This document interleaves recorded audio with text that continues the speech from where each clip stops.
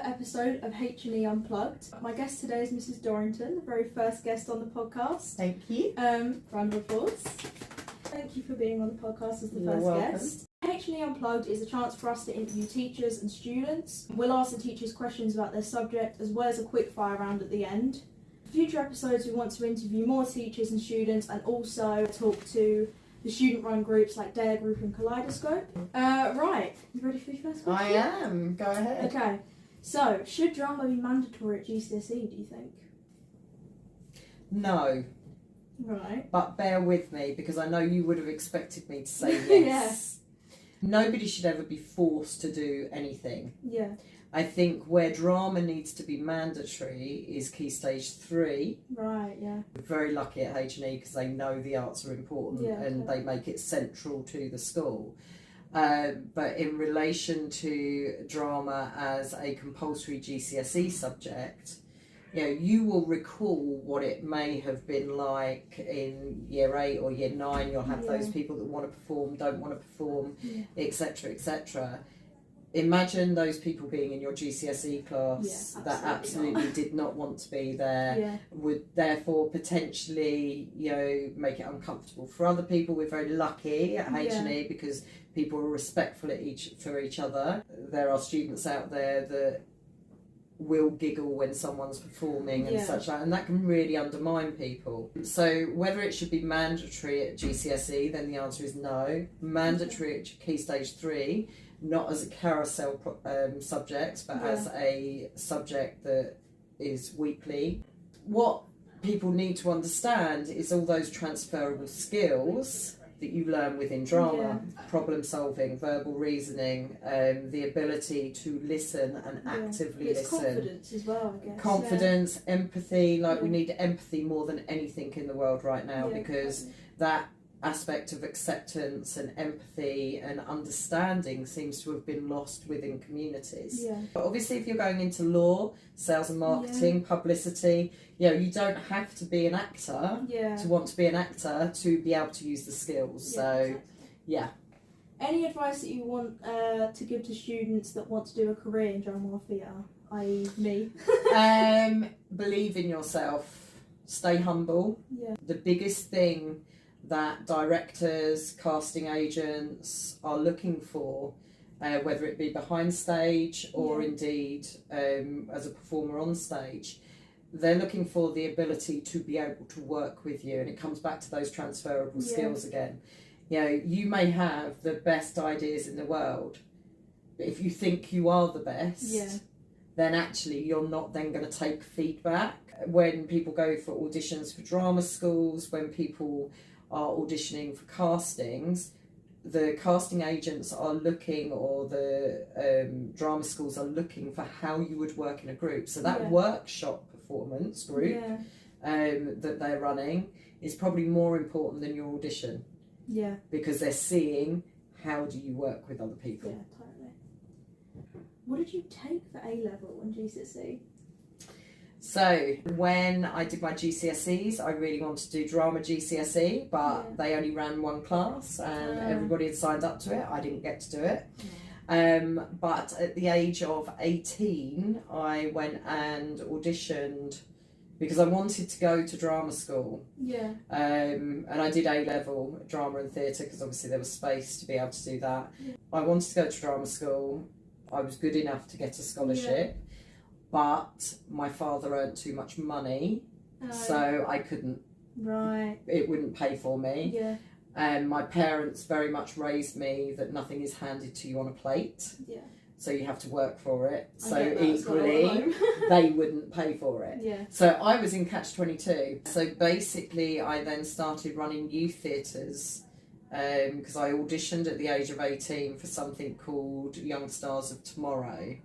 And there were only a set amount of places, but like hundreds of people went for the auditions. And I got through. And I performed, thank you. I performed at the Mermaid Theatre in London, which is a theatre that doesn't exist anymore. And it really gave me a bout of confidence and made me think, do you know what, you can do anything you set your mind to. And I came away from there, and even though I was working in London in business, I decided to set up a youth theatre. So at the age of 18, I directed my first show of 4 to 18-year-olds that raised money for charity. And from then on, I ran youth theatres, and then any money we raised through the shows would go to charities of their choice. And it was one of them that said, Trace, you should be a teacher. And I went, I don't think so. And then I thought, do you know what? I would actually get paid to do something I absolutely love. Drama is so much more than a GCSE or an A-level. It delivers and gives you almost your ethos for life, really, in the sense of how we treat, you know, because I teach you, my main ethos is the fact that kindness, understanding, there's never a stupid question. And to be quite honest, in theatre and drama, you're not wrong. You know, because you're exploring. You might have an idea that might not work, but that idea might actually work for something else later on. Right. What's your earliest memory of a play or show that you've seen? Oh, Starlight Express. Starlight Express in the 80s. But I remember my parents took me to see Phantom of the Opera. I love the songs, and I used to sing in a band as well and write music. So I used to sing some of the songs out of Phantom. But actually, I like theatre that either allows us to escape in a happy form or enables us to discover and explore and see things from a different point of view. And Starlight Express, oh my goodness, it was like they had rolled everything into one that I loved. Musical theatre. And you got to be on roller skates. Like, I was a bit of a big roller skater when I was younger. Seeing Starlight Express was just like, wow. So it does feel a bit like a fever dream, it's... Well, it is, let's face it, you know, all of a sudden these trains are talking and they're moving and you know, but I think it was and that's kind of stuck with me, the immersive experience. Starlight Express. It's around you, you're in it, and you're like, oh wow, you know, and you're looking in different directions, and I'm going to break it up a little bit now. I'm going to ask you how Wizard of Oz is going. Okay, so, wow.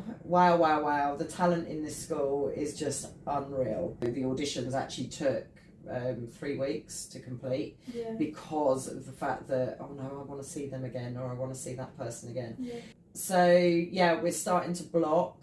The singing is immense, and you know, just the talent, and you know what's so lovely, and I know it's something that we foster here at H&E, and it's something I certainly foster, is the camaraderie and the support for each other. You know, if I could, I'd have a different cast every single night.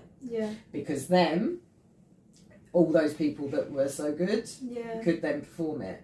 But would you really want to learn a whole script to then just do it once? There's not a lot of point. So it's going well, and I hope that over the next few weeks we just crack through the scenes. Mr. Nye, obviously musical director, Mr. Mansfield is doing the design, and so he's working with students on the design, and Miss Porter is looking after the stage managers and such like.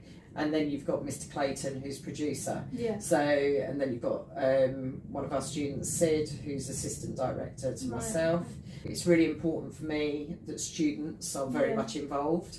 You know, I can stand there and direct all day long, but actually you create the next lot of directors, designers, performers by enabling them to realise that they can. So, do you know where you can buy tickets and when? Is that right? Okay, it's not out yet. So we're actually going to be doing a competition, an art competition for the whole school, where they're going to design the poster. We're going to be looking for businesses to actually sponsor, because we're actually going to be sending it out to get it created. They're not live yet, but they will go live, and believe me, you will get the scoop when they do. So when they're out, guys, go and get them, because we want to go and see WOZ. It's going to be very good. Do you think that drama is more about talent or hard work? I think I know your answer to that, but I'm going to ask it anyway. A hard worker can become talented, but Yeah. a talented person, if they're not a hard worker, won't get the jobs. Yeah. You have to graft. You know, I had to graft to be able to be in the position that I am now. Yeah. I think you have to have both. Mm. They have to be together. Okay. So, if obviously linking back to WOZ, what other teachers in the school would you cast for the main roles? I'm excluding drama teachers. So obviously Dorothy, Tin Man, you know, all that lot. Oh, see, you're testing me on names now because I've only been here a year, so I'm still learning names. I think, is it Miss Charles? Yeah. Dorothy. Yes, I see that. Yeah. You can cast yourself. Mr. Nicholson as Lion. Okay. Mr. Is it Christophe? Media? Yeah, media. Yeah. I would probably put him as Tin Man. Yeah. Ooh. I won't make you cast the Wicked Witch. That's it. No, that I will not do. Mr. Clayton as Scarecrow. Yeah. Mr. Nye as the Wizard of Oz. Yeah, that would be good. That would be quite cute. Yeah. Or maybe I'd swap him with Mr. Nye as the Lion and Mr. Nicholson as the Wizard of Oz. I don't know. Yeah, could do. Glinda. Who would I class as Glinda? Mrs. Reeve. Yeah. I was going to go Mrs. Baker, one of the other English teachers. Oh, okay. Yeah. I feel like she'd be a very good Glinda. I will take your word for it. Right, time for the quick fire round. Right, go. Favourite show? Oh, I'm going to sound really boring. Emmerdale. Or do you mean a theatre show? I mean, either or either's fine.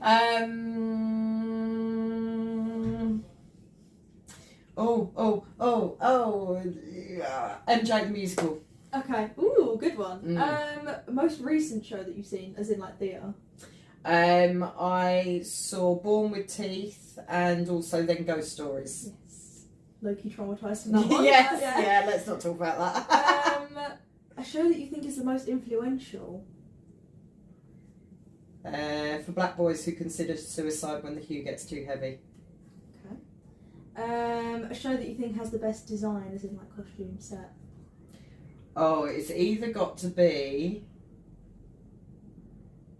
Ghost Stories because of the impact of it, because without all of that, it wouldn't happen. MJ the Musical because of it's just MJ the Musical and it is amazing. Yeah. But Wicked, yes. Actually, their set, their design, their production values are costumes and set. There's no doubt about that. So. A show that you wish you had been in or made? Oh, as a kid, it's a film actually. Time's up, I'm afraid. I will answer this one.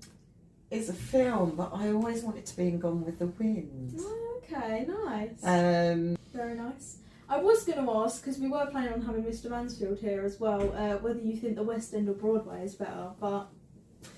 Well, I can answer that on the basis that obviously I went on the New York trip last year and we've got the New York trip coming up next week, which is so amazing. Wanted to go ever since I was 13. I was so looking forward to seeing Broadway. Their theatres are very arena style, whereas ours are more intimate here. You feel that you're very much part of it. Yeah. I don't know whether that's the part of it I didn't like. Okay. We went and saw Chicago, but I was kind of disappointed. Really? Yeah. But yeah, no, West End all the way. Yeah. We know how to do it. There's no doubt about that. I agree.